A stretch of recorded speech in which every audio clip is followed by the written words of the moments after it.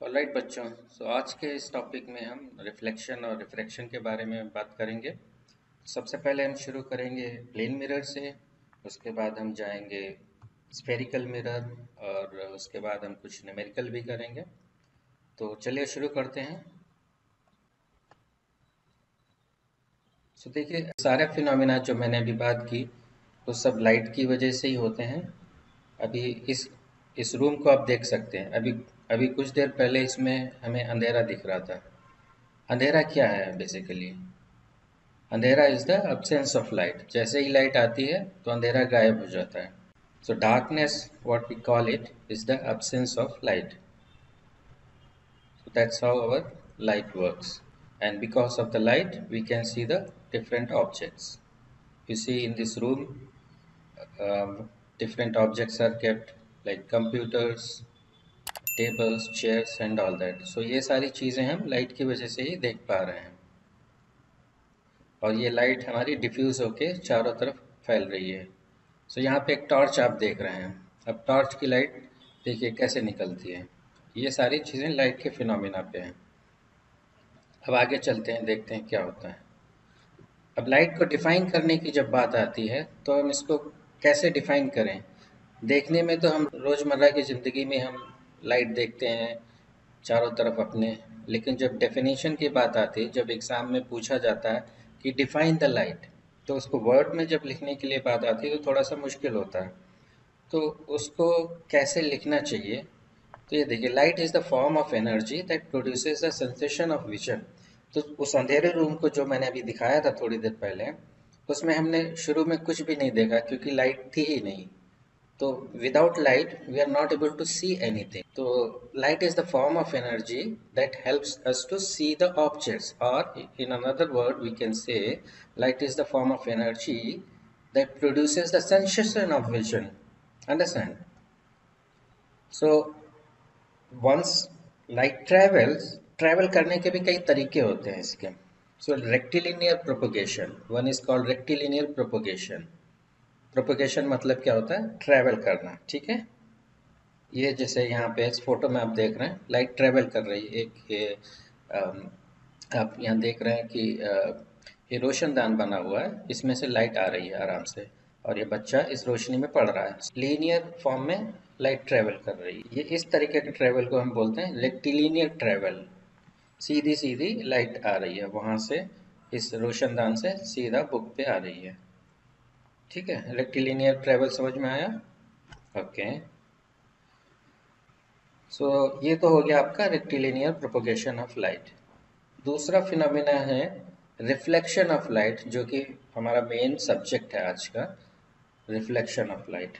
Reflection होता क्या है? ये आप एक ओपेक सरफेस देख लीजिए। ये जो हमने यहाँ पे दिखाया हुआ है, ये लाइन से, वर्टिकल लाइन से, ये एक ओपेक सरफेस है। ठीक है, अब इस पे एक लाइट रे आती है, जैसे आपने देखा ये लाइट रे, इस रे को हम इंसिडेंट रे बोलते हैं। जो लाइट रे इसके ऊपर फॉल करती है, गिरती है, इसको इंसिडेंट रे बोलते हैं।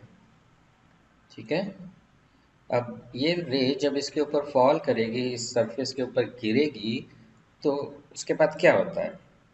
ये तो इंसिडेंट रे हो गई, पी क्यू रे, जो कि मैंने अभी बोला आपको। इसके बाद क्या होगा आप देखिए, ये वापस पलट के जाएगी। इसका एक डिफाइंड पाथ होता है, एक एंगल बना के जाएगी, उसके बारे में अभी थोड़ी देर में बात करेंगे। ये ग्रीन कलर में आपने देखा है, वापस पलट के गई। ठीक है, ये हो गई आपकी रिफ्लेक्टेड रे। जो रे वापस पलट के गई, इसको हम रिफ्लेक्टेड रे बोल देते हैं। और जो रे इस पे सरफेस पे गिरती है, उसको इंसिडेंट रे बोल देते हैं। तो दो तरीके की रे हो गई, इंसिडेंट रे, रिफ्लेक्टेड रे। ये जो फिनोमेना आप देख रहे हैं, ये रिफ्लेक्शन ऑफ लाइट में होता है। ठीक है, ये phenomena reflection of light, incident ray and reflected ray. अभी इसमें एक और चीज़ है, वो भी अभी दिखाते हैं आपको।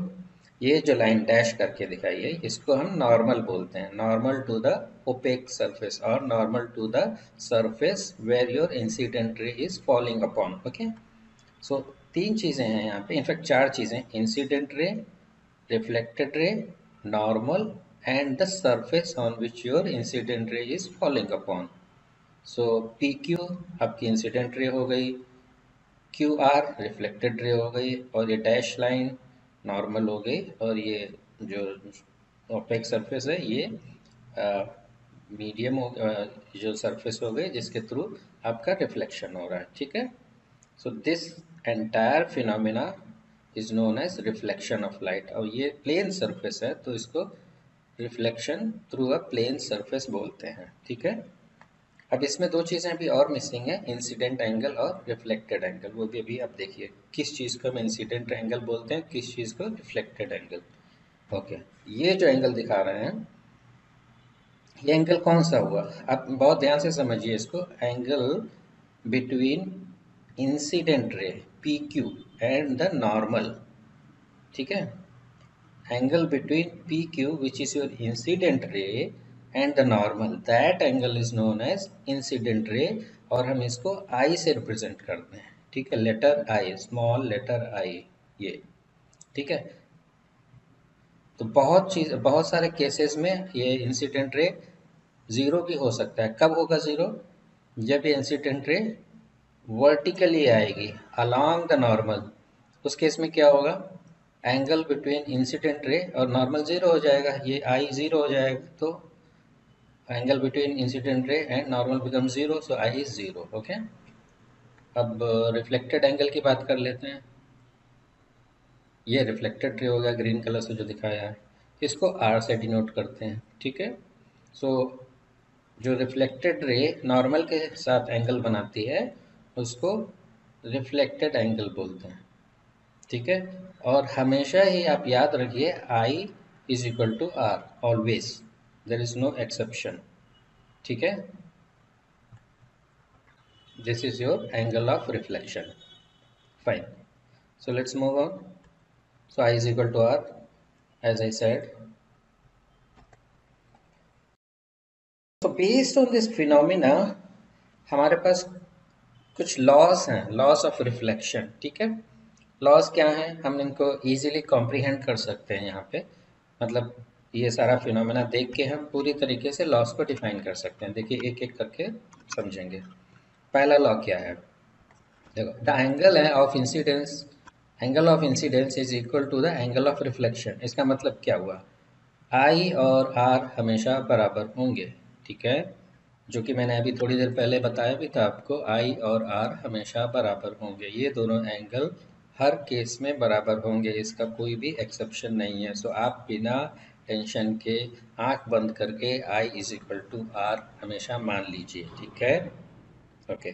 दूसरा लॉ क्या है, incident ray, reflected ray, normal and the point point of incidence, इसको पॉइंट ऑफ इंसिडेंस बोलेंगे क्यू को, जहाँ पे आपकी रे फॉल कर रही है, ठीक है, ये पॉइंट ऑफ इंसिडेंस। ये सारी चीज़ें incident ray, reflected ray, normal and the point of incidence, ये सारी चीज़ें एक ही प्लेन पे रहेंगी हमेशा, ठीक है। सो ये सेकंड लॉ है। सो ये हमारे दो ही लॉज ऑफ रिफ्लेक्शन है। सो ये क्वेश्चन काफ़ी आता है एग्जाम में, तो आप इसको ध्यान रखिए। कोई डाउट हो, क्वेश्चन हो, प्लीज़ कमेंट करके बताइए कमेंट सेक्शन में, तो मैं आपको क्लैरिफाई करता हूँ, okay. So let's move on to the next. तो अब हम प्लेन मिरर की बात करेंगे। प्लेन मिरर बनता कैसे है और क्या होता है एक्चुअली। तो एक शीट देखिए, शीट, ओके, इसके ऊपर हमने सिल्वर कोटिंग कर दिया, जो नॉर्मल सिल्वर पॉलिश होती है उसकी कोटिंग कर देते हैं।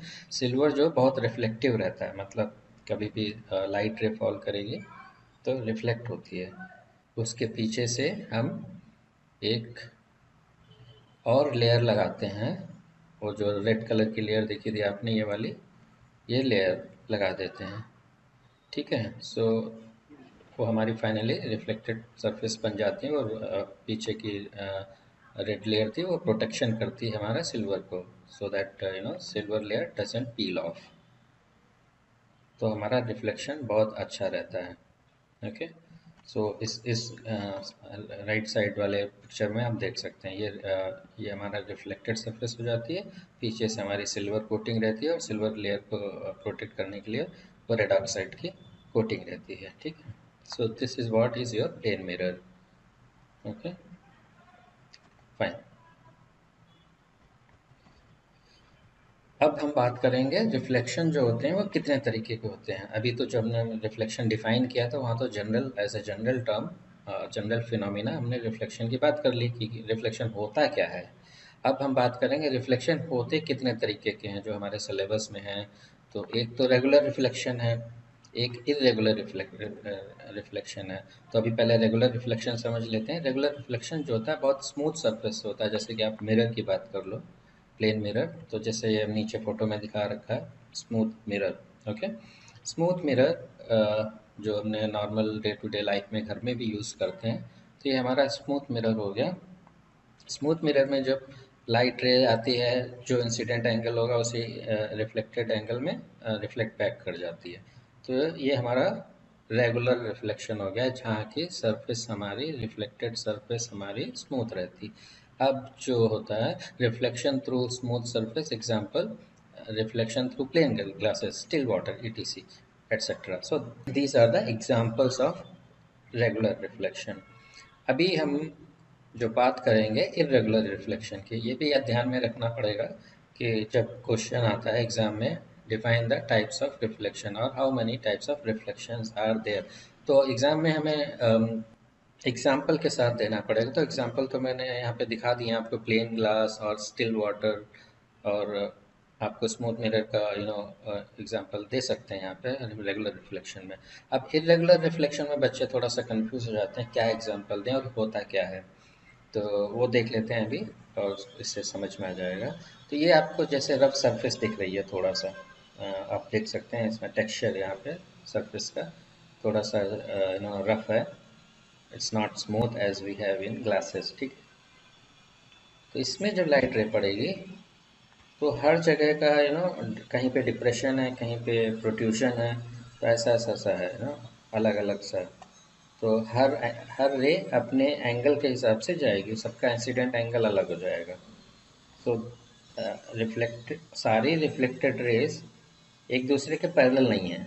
ये देखिए यहाँ पे सारी रिफ्लेक्टेड रे एक दूसरे के पैरेलल थी, ये यहाँ पे डिफरेंस है। ये देखिए ऐसा कहाँ पे होता है, आप सोच सकते हैं, इमेजिन कर सकते हैं ऐसा कहाँ पे होता है हमारी डे टू डे लाइफ में। बहुत आसान है, ये हम अक्सर देखते हैं, डेली देखते हैं, घरों में देखते हैं। हमारा घर की दीवारें हैं वो ऐसे ही टेक्सचर में रहती हैं, रफ होती हैं, they are not as smooth as mirror, right. तो that is irregular reflection, right? So reflection through rough surfaces, example, reflection through concrete wall, running water, or even normal walls also you can write inside your house. Okay, ठीक है।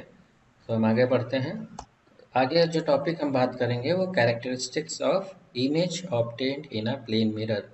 इसमें जो हम बात करेंगे मतलब जो इमेज हमारी बनती प्लेन मिरर में वो होती कैसी है, कि रियल है, वर्चुअल है, या कितनी दूर बनती है मिरर से, वो सारी चीज़ें हम देखेंगे। तो देखते हैं, पहली बात, इमेज जो बनती है उसका साइज जो होता है वो तो एग्जैक्ट सेम होता है ऑब्जेक्ट के साइज से। मतलब हमारा मान लीजिए कोई इंसान खड़ा है मिरर के सामने, उसकी हाइट 6 फीट है, तो इमेज भी 6 फीट ही बनेगी। ठीक है। इरेक्ट मतलब क्या है, इरेक्ट का मतलब ये है जैसे हमारी कोई चीज़ सीधी रखी है तो इमेज भी सीधी ही बनेगी। बहुत केसेस में इमेज उल्टा बनती है, वो हम बाद में देखेंगे। बट प्लेन मिरर में क्या है, अगर कोई चीज़ सीधी रखी है तो इमेज भी सीधी बनेगी, उल्टा नहीं बनेगी कभी। ओके, तो मान लीजिए कोई एग्जांपल देता हूँ मैं। कोई बॉटल है, जैसे उसका ऊपर का पोर्शन जहाँ पे कैप लगती है वो दिखने में तो उसी तरीके का है, मतलब नैरो है, नीचे बेस है वो वाइडर है। तो बिल्कुल एग्जैक्टली वैसा ही आपको इमेज में भी दिखेगा। इमेज में भी जो दिखेगा बॉटल ऊपर उसी ओरिएंटेशन में दिखेगी, इरेक्टेड। ठीक है, ये मतलब हुआ। जैसे यहाँ पे ये एग्जांपल मिल गया। अब ये बच्चा है, यहाँ पे इमेज बन रही है इसकी मिरर के अंदर, तो बच्चे का हेड जो है हेड के साइड में ही है, हेड नीचे नहीं बन रहा है। जो उल्टा इमेज बनती है, हेड नीचे आएगा, पैर ऊपर चला जाएगा। तो मेरे ख्याल से आपको समझ में आ गया होगा what does it mean by erected image. There are cases, there are the optical devices which make the image upside down also, which happens in lenses or spherical mirrors also. Okay, so but in plane mirror it doesn't. So this point please keep in mind, and size is also exactly same. अब चलिए distance की बात कर लेते हैं कि कितना दूर बनेगी जाके मेरा image. So what it says is image is at the same distance behind the mirror as the object is in the front of it. मतलब ऑब्जेक्ट अगर मिरर से 1 मीटर दूरी पे है तो इमेज भी 1 मीटर दूरी ही बनेगी मिरर के अंदर. ये मतलब ये चेस बोर्ड आपको दिख रहा होगा. तो चेस बोर्ड से ये जो चेस बोर्ड का क्वीन, तो ये थोड़ी सी दूर पे है, 2 स्क्वायर छोड़ के, तो अंदर भी 2 स्क्वायर छोड़ के ही बनी हुई है इमेज. तो इससे आप समझ सकते हैं कि उतनी दूर बनेगी जितनी दूर ऑब्जेक्ट बाहर को है. ठीक है.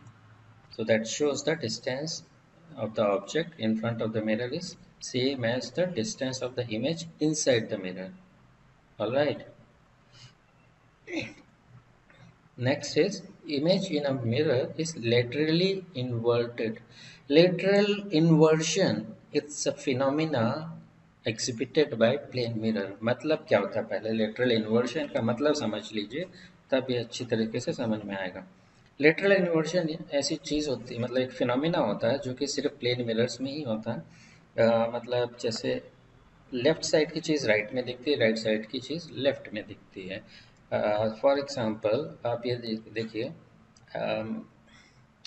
कोई कोई वर्ड लिखा हो इंग्लिश का या कि हिंदी का, डजंट मैटर, तो उसके लेटर आपको उसमें मिरर में इमेज लेंगे तो उल्टा दिखेंगे. जैसे मान लीजिए ई, लेटर ई, तो वो उल्टा दिखेगा उधर मिरर में. इसको कहते हैं लेटरली इन्वर्टेड. सो लेफ्ट का राइट में चला जाता है, राइट का लेफ्ट में आ जाता है. सो ऐसा ही एग्जाम्पल आपको दिखता होगा. जैसे एम्बुलेंस है, एम्बुलेंसेस में एम्बुलेंस जो लेटर जो वर्ड है वो उसको ये लोग उल्टा ही करके लिखते हैं एम्बुलेंस पे, क्योंकि जो जो दूसरी गाड़ियाँ होती हैं उसमें जब उसकी इमेज बने तो सीधी होके आए, तो जो ड्राइवर हो दूसरी गाड़ियों का वो इजीली पढ़ सके कि हाँ पीछे से एम्बुलेंस आ रही है, तो वो उसको पास दे सकें, साइड दे सकें. समझ में आ गया. तो image in a mirror is a laterally inverted. This is one of the characteristic of image obtained in the plane mirror. ठीक है. हाँ, यहाँ पे इस फोटो में आप देख सकते हो. देखो इधर इस साइड का हाथ दूसरी साइड में बन के आ रहा है. इसका मतलब ये नहीं उसका हाथ बदल गया, लेकिन वो फ्लिप हो जाती है image. So hope these points are clear, and this question is also most likely to be asked. तो आप लोग ये 3 पॉइंट दिमाग में रखिए, ध्यान से इनको अच्छे से आंसर करिए. और एग्जाम्पल्स हमेशा दीजिए जब क्वेश्चन आए. एम्बुलेंस का आंसर एग्जाम्पल दे सकते हैं जब ये लेटरल इन्वर्शन का एक क्वेश्चन आए. अब ये फोटो आप देखिए, यहाँ पे जैसे एक रोबोट है, वो 8 मीटर दूर पे है प्लेन मिरर से, तो इसकी इमेज आप देखेंगे कितनी दूर बनेगी. ये क्वेश्चन है, गेस करिए, कमेंट बॉक्स में लिख के बताइए. 4 मीटर, 16 मीटर. चलिए देखते हैं. Okay, 8 metre. अगर आपको याद होगा हमने बात की थी अभी थोड़ी देर पहले कैरेक्टरिस्टिक्स ऑफ इमेज की, कि कोई भी ऑब्जेक्ट अगर x डिस्टेंस पे है प्लेन मिरर से, उसकी इमेज भी x डिस्टेंस पे ही बनेगी. सो image will be formed at 8 meter only because object is also at 8 meter. So answer is 8. Okay. ठीक है. नेक्स्ट, इमेज डिस्टेंस अगर आप देखेंगे from object, that is 16 metre. So 8 plus 8 16. So from mirror it is 8, right? All right. So now अगर हम object को 2 metre mirror की तरफ बढ़ा देते हैं, ठीक है। 2 मीटर ये मिरर की तरफ आ जाता है। तो अब ऑब्जेक्ट से कितनी दूर इमेज बनेगी? ध्यान से आंसर करिएगा क्वेश्चन को। देखो अब डिस्टेंस हो गई 6, 2 मीटर आगे आया, पहले 8 थी, अब 2 मीटर आगे आया तो डिस्टेंस बची 6। तो अब इमेज डिस्टेंस कितनी हो जाएगी ऑब्जेक्ट से? इमेज मिरर से 6, क्योंकि सेम सेम होगी दोनों साइड, आई मीन ऑब्जेक्ट और इमेज दोनों ही सेम होगी मिरर से। सो ऑब्जेक्ट से इमेज कितनी हो जाएगी? 12। Okay, so 12 is the answer. Clear? Based on this, we get some numericals also. Okay, so this concept is clear? Fine. Now, next topic is spherical mirror. Spherical mirror, as name says, they are in the shape of spheres, but not the complete entire whole sphere. They are some cut section of sphere, okay? Cut section of sphere, some partial sphere. तो हम उसकी बात करते हैं, अभी देखते हैं। तो दो तरीके के होते हैं, convex mirror and concave mirror.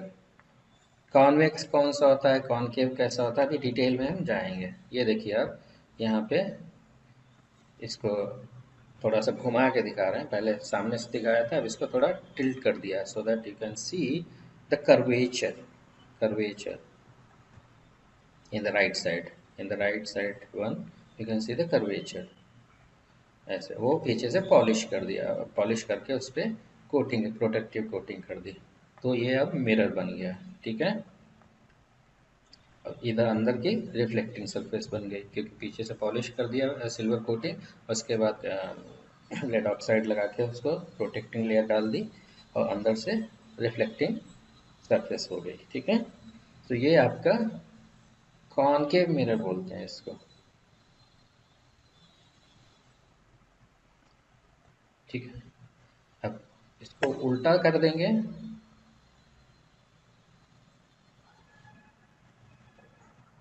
ये कॉन्वेक्स हो गया उल्टा।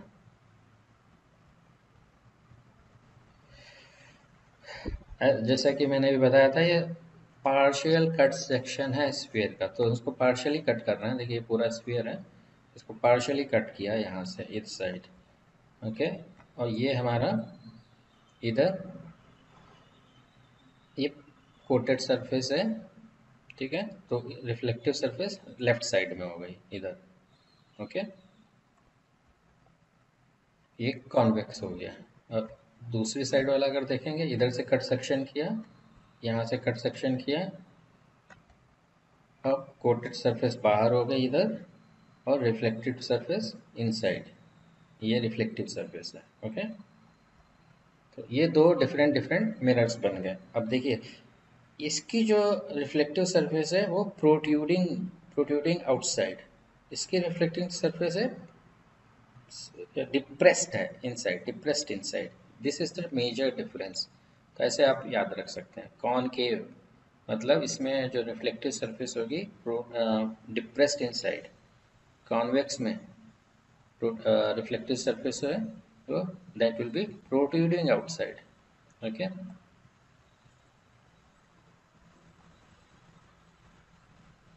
ठीक है, दीज आर द नोटेशंस। अब इधर देखिए ये रे डायग्राम, जैसे रे आएगी ये रिफ्लेक्टिव सरफेस है, वापस ऐसे डाइवर्ज हो जाएगी। This is known as diverging mirror also, मतलब ये रेस को डाइवर्ज करता है, कन्वर्ज नहीं। डाइवर्जिंग का क्या मतलब है, मतलब जो रेस को आपस में मिलने ना दे, दूर कर दे, दूर दूर भेज दे। सो यहाँ पे रेस रिफ्लेक्शन होने के बाद दूर चली जाती है एक दूसरे से, देखिए ये दूर जा रहे हैं एक दूसरे से, वो कभी मिलेंगे नहीं आपस में, सो डाइवर्ज हो रही हैं। So this is called as diverging mirror also, okay. Next this one is, इसकी क्या प्रॉपर्टी होती है, रिफ्लेक्शन होने के बाद ये सारी रेस कन्वर्ज हो जाती हैं एक पॉइंट पे, देखिए this is the converging point. So this is also known as converging mirror. So confuse नहीं होने का, कॉनकेव मिरर कन्वर्जिंग होता है, कॉन्वेक्स मिरर डाइवर्जिंग होता है। क्वेश्चन उल्टा भी हो सकता है, वो व्हाट इज डाइवर्जिंग मिरर, इसका मतलब वो आपको पूछ रहे हैं कॉन्वेक्स मिरर के बारे में, और अगर वो बोल रहे हैं कन्वर्जिंग मिरर, इसका मतलब वो पूछ रहे हैं कॉनकेव मिरर के बारे में। ओके, सो अब बात आती है कि कॉमन टर्मिनोलॉजी क्या होती है मिरर्स की। बेसिकली ये हमारा जो कॉन्वेक्स और कॉनकेव स्फेरिकल मिरर्स होते हैं, उसमें टर्म्स जो यूज़ होते हैं वो क्या हैं, वो हमें याद करने पड़ेंगे। क्वेश्चंस आते हैं अक्सर करके कि पूरा उसका डिस्क्रिप्शन दो, फोटो बना के, पिक्चर बना के, डायग्राम बना के, ठीक है। सो वो हमें अच्छे से याद होना चाहिए, ठीक है। तो उसके लिए आप इसको अच्छे से देखिए और समझिए कहाँ पे प्रिंसिपल एक्सेस होता है, कहाँ पे पोल होता है, ऑल दोज थिंग्स मैं अभी एक एक करके आपको दिखाता हूँ। तो ये मान लीजिए एक ट्रांसपेरेंट स्फीयर है, जैसे कि मैंने बोला था these are partial cut portion of a sphere. तो स्फीयर से हम कट करेंगे इनको। तो ये लेफ्ट साइड राइट साइड दोनों दोनों तरीके से पार्शियली कट करेंगे एक सेक्शन। ये सेंटर हो गया स्फीयर का, इसको बोलते हैं सेंटर ऑफ कर्वेचर सी, ठीक है। Because why centre of curvature, because इसी के पॉइंट से सारा ये कर्व का रेडियस बना है। ये जो स्फीयर का कर्व है ना, इसी पॉइंट को सेंटर मान के ही बना है, तो इसलिए इसको हम बोलते हैं centre of curvature. The centre of curvature of a mirror is the centre of the sphere of which the mirror is a part. मतलब क्या हुआ इसका, भाई ये मिरर जो है दोनों, they are part of this sphere, और ये सेंटर है, ये स्फीयर का सेंटर है। सो उसको ही इन्होंने एक सेंटेंस के फॉर्म में लिख दिया है, the centre of curvature of mirror, centre of curvature of this mirror is the center of the sphere of which the mirror is a part। मतलब क्या हुआ, ये जो centre of curvature of this mirror, मतलब इस mirror का centre of curvature वो centre है जिससे ये निकाले गए हैं, जिस स्फीयर से ये निकाले गए हैं, उसका सेंटर इन मिरर्स का सेंटर ऑफ कर्वेचर है, ठीक है। दोनों ही एक ही चीज है। Next is pole. पोल क्या होता है, pole is the centre point, this is the centre point of the mirror, geometric centre of spherical surface of the mirror is called the pole of the mirror. मतलब ये जो mirror है उसका centre उठा लीजिए आप, ये सेंटर पॉइंट हो जाता है, तो उसको ज्योमेट्रिक सेंटर बोलते हैं। ज्योमेट्री वाइज सेंटर कहाँ पे पड़ेगा, यहीं पे पड़ेगा ना। इसकी ज्योमेट्री आप अगर देखें तो सिमेट्रिकली उधर आधा इधर आधा, तो ये सेंटर पॉइंट हो गया। तो ये ज्योमेट्रिक सेंटर हो गया। तो ज्योमेट्रिक सेंटर जो होगा उसको हम पोल बोलते हैं, ठीक है। ये सेकेंड टर्म होता है। थर्ड होता है principal axis. Principal axis define करना बहुत आसान है। सेंटर और पोल इन दोनों को मिला के एक सीधी लाइन खींच दीजिए। अब लाइन तो सीधी ही आएगी जब तो दो पॉइंट हैं, तो ऐसी लाइन जो इन दोनों के थ्रू पास होती है, the line which passes through these two points is known as principal axis. It's a straight line joining the pole of the mirror to its center of curvature. Got it? All right. So radius of curvature, that is also pretty much simple, meaning that the radius of the sphere and the same as radius curvature of a mirror is the radius of the sphere, which is the of which the mirror is a part. That's what I said. So these are the these are the things we have to keep in mind. And अगर आपको ये question आता है exam में तो कैसे define करना है, तो एज आई यूजुअली से, always answer your question with the support of a diagram and label the diagram nicely, neatly and cleanly. तभी आपको फुल मार्क्स मिलेगा, नहीं तो नहीं मिलेगा। डायग्राम अगर नहीं है या मिसिंग है या अच्छे से नहीं बनाया है तो मार्क्स कट जाएंगे, प्लीज़ अंडरस्टैंड। प्रिंसिपल फोकस, अब फोकस बहुत ही इम्पोर्टेंट चीज़ है। फोकस को हम कैसे समझें? ये तो सेंटर ऑफ कर्वेचर हो गया, ये पोल हो गया। अब ये प्रिंसिपल एक्सिस हो गया। अब फोकल पॉइंट कहाँ होता है? फोकल पॉइंट इनके बीचों बीच में होता है, मतलब पॉइंट सी और पॉइंट पी के एग्जैक्टली सेंटर पे आता है। ठीक है। अब टेक्निकली क्या कौन सा पॉइंट होता है? अगर जो रेज आती हैं रिफ्लेक्ट होने के बाद जिस पॉइंट पे वो कन्वर्ज करती हैं वो वहाँ पे होता है। This is the point. So this is where they converged, this is the focal point. Okay, you see here, this is the focal point F. So a concave mirror, the reflected rays meet at a point F on the principal axis. This point is called the focus of the concave mirror. Okay. So when rays are coming parallel to the principal axis, they meet at the point called focal point. That's how it is defined.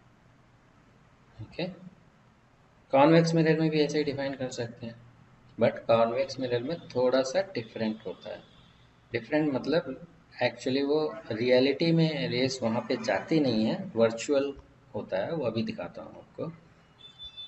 ये हो गया हमारा convex mirror, देखिए उल्टा उसका, concave का उल्टा convex. ये सेंटर ऑफ कर्वेचर, ये पोल। अभी देखिए रेस हमारी आ रही हैं पैरेलल, प्रिंसिपल एक्सिस के पैरेलल। अब क्या होगा? यहाँ तो डाइवर्जिंग लेंस है, ये सॉरी डाइवर्जिंग मिरर है, तो रेस तो डाइवर्ज होंगी, कन्वर्ज तो होंगी नहीं। अब जब डाइवर्ज होना है तो किस एंगल पे डाइवर्ज हो, that is the question.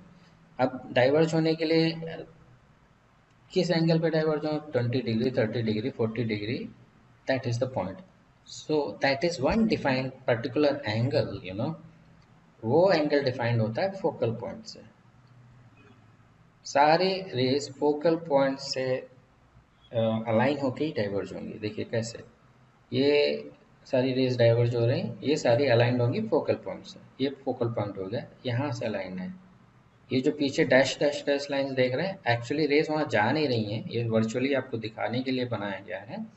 Race तो यहाँ से आके सीधा यहाँ से रिफ्लेक्ट बैक हो गई, बट जब रिफ्लेक्ट बैक हो रही है, जो इनका एंगल रिफ्लेक्शन का है, वो एंगल इस तरीके से लेना है हमें कि वो जो ये रिफ्लेक्टेड रे है, that has to be in a straight line when it is joined with the focal point. Okay, so this line is in a this point and this focal point makes a straight line when joined together. Everything becomes a straight line. Same goes with the all other rays. So they will all virtually converge. They are not actually converging, virtually converging. So this is known as focal point for convex mirror.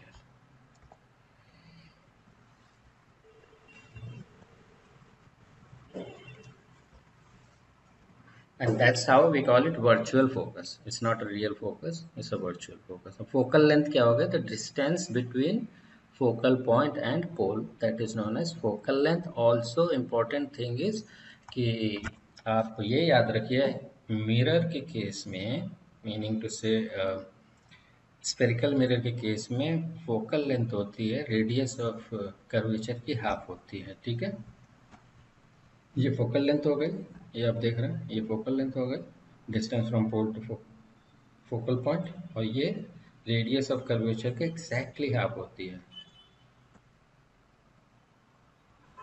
F F two F. So radius curvature का half हो गया, F is equal to R by two. Important, very important. ठीक है, अब हम कुछ question करेंगे, so that थोड़ा सा रिवीजन भी हो जाए जो हमने सीखा है। ठीक है, ready? Question is, find the focal length of a convex mirror whose radius of curvature is 32 centimeter. Try. So question is very straightforward. Radius of curvature दी हुई है, focal length find करनी है, तो ये तो सीधा हाफ हो जाएगी। what is given? Radius of curvature 32 centimeter. To find focal length, formula हमारा क्या यूज होगा? Focal length is equal to r/2. That's it, done. So r/2 मतलब 32/2 is equal to 16 सेंटीमीटर हमारा आंसर है. Straight forward, simple question. Next, focal length of the spherical mirror is 20 centimetre. What is the radius of curvature? ये उल्टा question है. So let's not do that. Let's skip it. उसका double हो जाएगा. Okay. So thank you children हमारे साथ बने रहने के लिए, और आपने वीडियो अंत तक देखा तो उम्मीद है कि आपको पसंद आया होगा और इससे आपको कुछ फ़ायदा भी हुआ होगा कॉन्सेप्ट्स को समझने के लिए, बेसिक कॉन्सेप्ट्स आपके 10th ग्रेड के. और ऐसे ही वीडियो मैं आपको बना के अपलोड करता रहूँगा, तो उससे आपके क्लास के रिविजन्स होते रहेंगे और आपको समझने में आसानी रहेगी. अगर इन्फॉर्मेशन अच्छी लगी हो, इन्फॉर्मेटिव लगी हो, तो शेयर कीजिए वीडियो अपने दोस्तों के साथ भी, तो वो भी बेनिफिट हो सके इससे. और चैनल को हमारे लाइक कीजिए, सब्सक्राइब कीजिए, हमें भी इससे इंकरेजमेंट मिलता है. Thank you so much. See you again in next video.